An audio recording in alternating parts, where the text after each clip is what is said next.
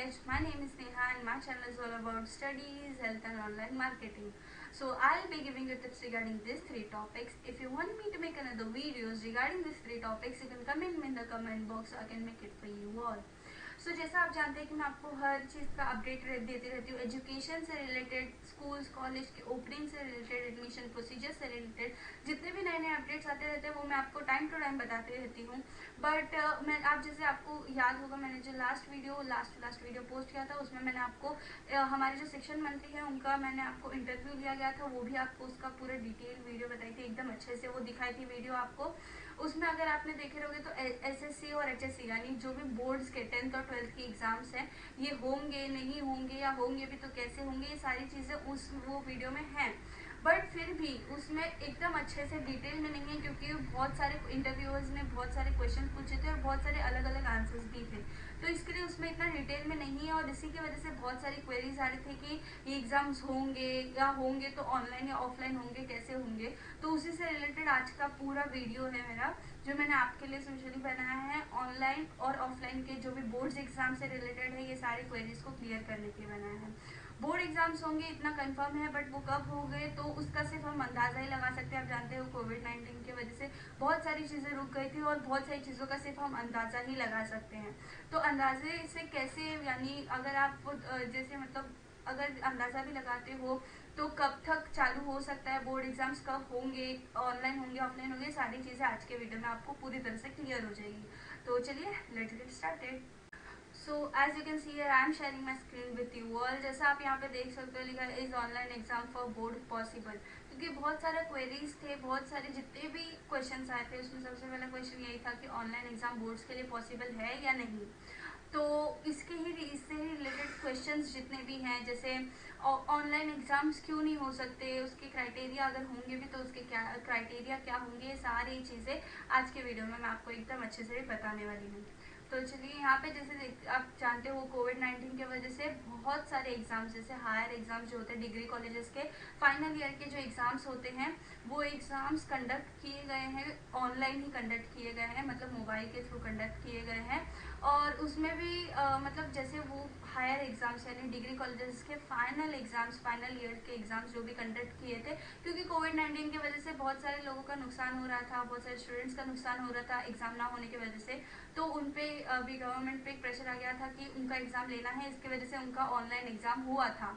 तो क्या वैसे ही बोर्ड्स के भी एग्जाम्स वैसे ही लेने की पॉसिबिलिटी है, क्या हम बोर्ड्स के एग्जाम भी वैसे ही ऑनलाइन वे में ले सकते हैं?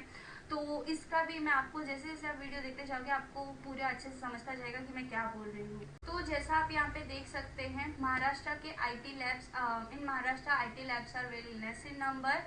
तो आईटी लैब्स वैसे लैब्स होते हैं, स्कूल्स और कॉलेजेस के बहुत सारे लैब्स होते हैं जहाँ पे मतलब हर एक स्टूडेंट्स को एक एक कंप्यूटर या तो एक एक सीट पर्टिकुलरली अलॉट की जाती है और वहाँ पे उनको एग्जाम्स देने रहते हैं. तो महाराष्ट्र में ये आईटी लैब्स जो होते हैं कॉलेजेस और स्कूल के बहुत ज़्यादा नंबर्स में कम हैं. और जहाँ पे अगर ऑनलाइन एग्जाम्स लेना भी है तो कंप्यूटर देने पड़ेंगे और कंप्यूटर के लिए आईटी लैब्स चाहिए, जो कि महाराष्ट्र में बहुत ज़्यादा कम है, क्योंकि महाराष्ट्र में रिमोट एरियाज भी बहुत सारे हैं और रिमोट एरियाज में इतने सारी फैसिलिटीज़ नहीं होती हैं. सो करेंटली 2.2 लाख, ये एक अप्रॉक्स नंबर है, 2.2 lakh students appeared for NEET exams in September bye IT labs. यानी आईटी लैब्स में जाके सितंबर में यानी 2020 सितंबर में बहुत सारे नीट के स्टूडेंट्स ने 2.2 लाख अप्रॉक्स, मैंने जैसे आपको नंबर बताया, नीट के लिए अपीयर किया है. नीट एक एंट्रेंस एग्जाम है जिसके लिए अपीयर करना पड़ता है, तो ये नीट के स्टूडेंट्स ने ऐसे अपीयर किया था. और आईटी लैब्स बहुत ज़्यादा कम है. इसके लिए हम एक रीज़न बोल सकते हैं कि इंफ्रास्ट्रक्चर इसका कैसा इंफ्रास्ट्रक्चर रहेगा, मतलब स्टूडेंट्स का, कैंडिडेट्स का, वो कैसे हैं, आईटी लैब्स कितने हैं, ये सारी चीज़ें मैं आपको स्टार्टिंग अभी जैसे जैसे आप वीडियोस देखते जाओगे आपको पता चलता जाएगा. और ये इंफ्रास्ट्रक्चर मैं आपको इसी वीडियो में बहुत अच्छे से समझा दूंगी. तो एक इंफ्रास्ट्रक्चर की एक रीज़न ये हो जाता है हमारा कि इंफ्रास्ट्रक्चर की वजह से ऑनलाइन एग्जाम्स पॉसिबल नहीं है.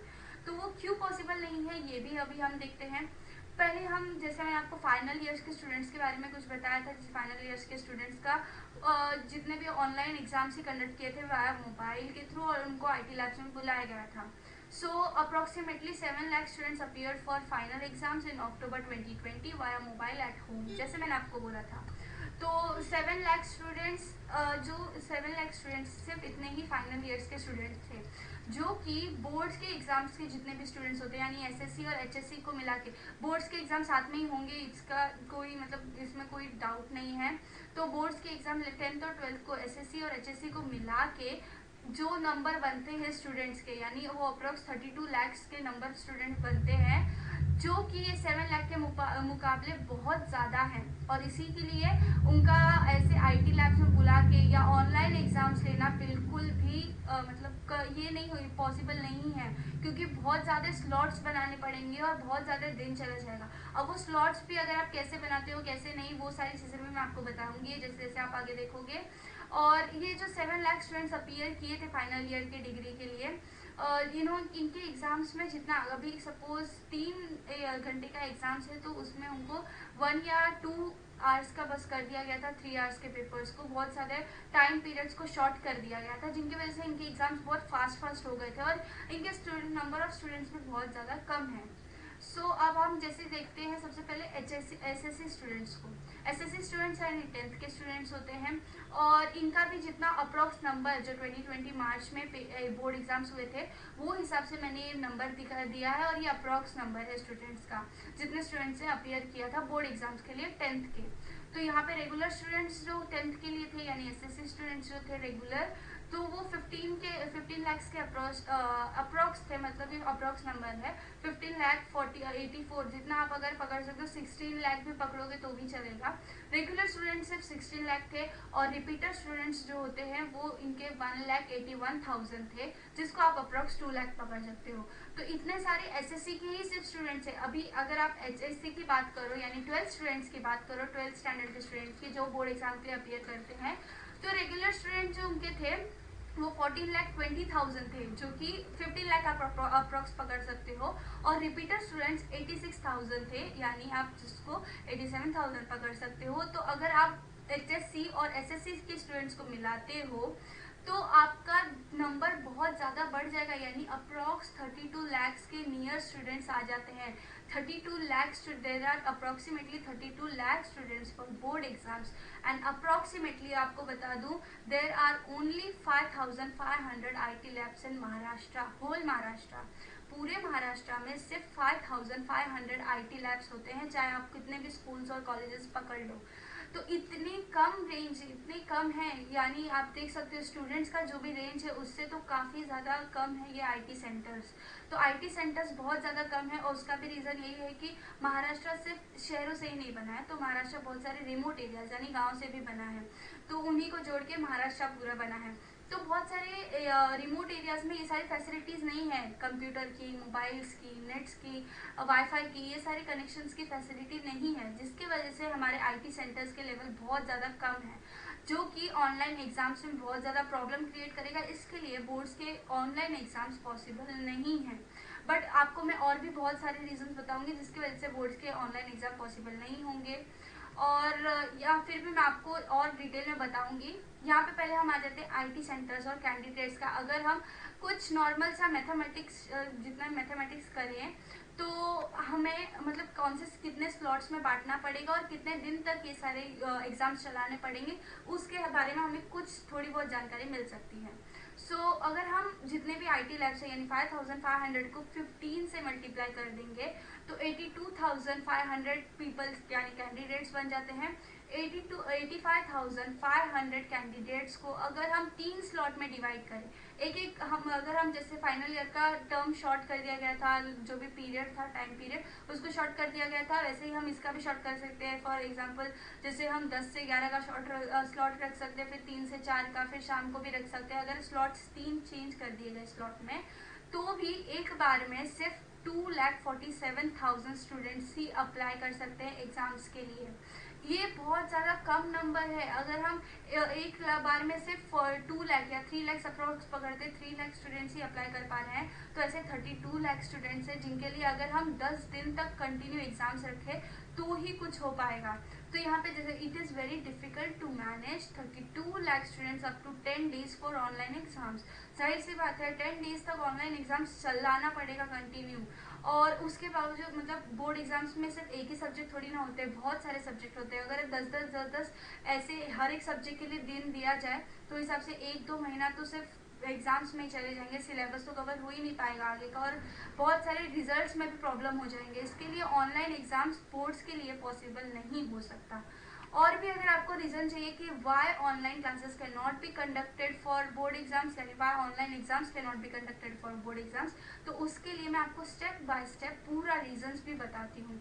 यहाँ पे रीजंस आप जैसे देख सकते हो, फर्स्ट जो मैंने आपको बताया था, इतना पूरा मैंने आपको बताया इंफ्रास्ट्रक्चर के बारे में, तो infrastructure is not available as per required for online exams. Second reason जो है वो है students from remote areas have no और लेस ऑनलाइन फैसिलिटीज। जैसा मैंने आपको कहा था, रिमोट एरियाज में ऑनलाइन फैसिलिटीज बहुत कम है, जिनकी वजह से वो लोग अपने बोर्ड के एग्जाम्स के लिए अप्लाई नहीं कर पाएंगे। Online exams can be affected if technical issues occur. जैसे आप जानते हो ऑनलाइन है तो जाहिर सी बात है, मतलब नेट के थ्रू, वाईफाई के थ्रू बहुत ज़्यादा टेक्निकल इश्यूज भी बहुत अकर होते हैं। आपको बता दूं, which was seen in idol and higher universities exams. Idol एक एग्जाम है, एंट्रेंस एग्जाम है, और हायर यूनिवर्सिटीज एग्जाम जो अभी फाइनल ईयर मैंने आपको बताया, फाइनल ईयर डिग्री कॉलेजेस के जो भी फाइनल ईयर एग्जाम्स थे उसी को पकड़ लेते हैं। तो कभी कभी ऐसा होता है कि बहुत ज़्यादा लॉगिन साइट पे बहुत लोगों का लॉगिन ही नहीं हो पाता, जिसकी वजह से आधे बच्चों का एग्जाम हो जाता है और आधे बच्चों ने खोला भी नहीं रहता वो साइट। तो बहुत सारे इश्यूज हो जाते हैं, टेक्निकल इश्यूज हो जाते हैं, जिनके वजह से भी ऑनलाइन एग्जाम्स पॉसिबल नहीं है। तो इसी के ये बहुत सारे वैसे तो ऑनलाइन एग्जाम्स ना होने के रीजंस है, बट ये 3 मेन रीजंस है जो आपको पता होने चाहिए। और जितना भी क्वेरीज थी मैं आपको पूरा क्लियर करने की कोशिश की ऑनलाइन एग्जाम से रिलेटेड बोर्ड्स के। और यहाँ पे बोर्ड एग्जाम्स कब कंडक्ट होंगे, अब ऑफलाइन है तो बोर्ड एग्जाम्स कब तक कंडक्ट होंगे ये भी एक डाउट है। तो बोर्ड एग्जाम्स में भी conducted in April and May month of 2021, क्योंकि 2021 में जाना जाहिर सी बात है। जैसे मैंने आपको, अगर आप सोच रहे होंगे कि दिवाली के बाद, मैंने आपको बताया है कि दिवाली के बाद स्कूल्स खुलने के चांसेस हैं, जो कि मैंने आपको स्कूल्स कॉलेजेस कैसे खुलेंगे, कब खुलेंगे, ये सारी चीज़ों के बारे में भी एक वीडियो बनाया है। अगर आपको चाहिए तो उसका लिंक मैं आपको डिस्क्रिप्शन में दे दूंगी, आप उसे देख सकते हैं। उसमें आपको पूरा उसके बारे में, स्कूल्स कब खुलेंगे नहीं खुलेंगे उसके बारे में नॉलेज मिल जाएगा। और जैसे आप जानते हो, मतलब अगर आप सोच रहे हो दिवाली के बाद स्कूल खुलने के चांसेस हैं, तो अगर दिवाली के बाद स्कूल खुलते भी हैं तो सिलेबस तो उतना कंप्लीट नहीं हो पाया ना कि बोर्ड एग्जाम लिया जाए। तो सिलेबस कंप्लीट करते करते ही नेक्स्ट ईयर आ जाएगा, तो नेक्स्ट ईयर में एग्जाम जाना तो कंपलसरी है। अप्रैल और मई में, यानी 2021 के अप्रैल और मई में एग्जाम्स होना बोर्ड के बहुत ज़्यादा पॉसिबिलिटीज़ है। ये आप बोर्ड एग्जाम्स कैसे कंडक्ट होंगे ऑफलाइन वे में, ये मैंने आपको बता दिया। बोर्ड एग्जाम्स कब तक कंडक्ट होंगे ये भी मैंने आपको अंदाजा लगा सकते हैं, जैसे मैंने आपको स्टार्टिंग में बोला था, तो वैसे ही अंदाजा लगा के मैंने आपको बताया है।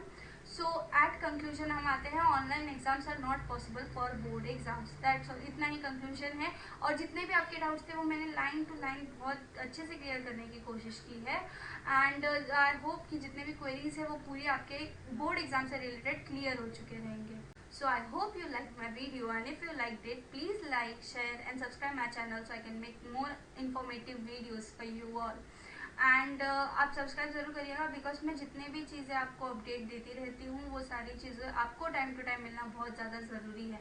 और आई होप आपको बोर्ड्स के एग्जाम से रिलेटेड जितने भी क्वेरीज थे वो क्लियर हो चुके रहेंगे। अगर वो क्लियर पूरी तरह से नहीं हुआ तो आप मुझे कमेंट बॉक्स में जितने भी क्वेरीज है वो पूछ सकते हो, मैं उसका रिप्लाई करके आपको कमेंट में ही आंसर दे दूँगी उसका।